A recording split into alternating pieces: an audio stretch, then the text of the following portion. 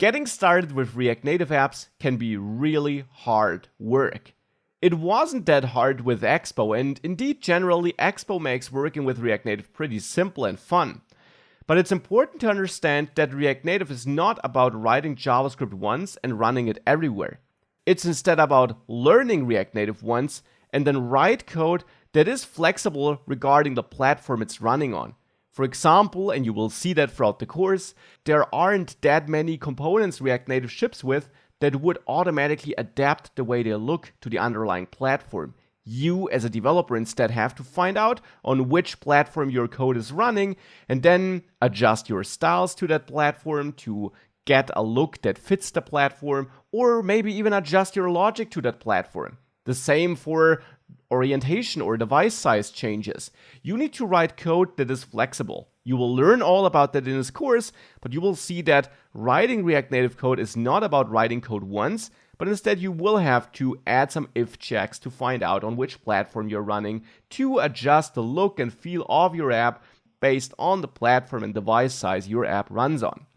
So to sum it up, you have no or very little cross-platform styling of components. Most components that are built into React Native don't come with a lot of styling attached to them. You have to take care about styling instead.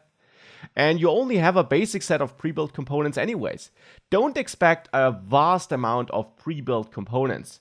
If you worked with other alternatives like Flutter or Ionic, you're used to having a bunch of components which are pre-styled and give you a lot of awesome functionality out of the box. React Native is much more bare bone.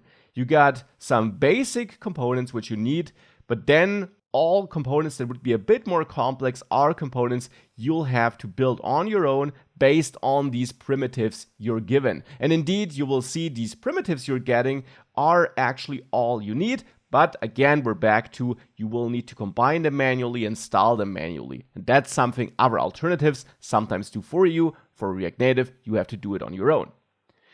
Also, as I just mentioned, for creating responsive designs where your app looks good on different device sizes and different device orientations, you don't really have tools that help you with that. You will have to write code that is flexible, that checks the available device size, and that then automatically adjusts.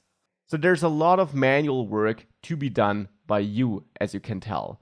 But that also gives you a lot of power, and in this course you will get all the knowledge you need to master this and build truly amazing React Native applications.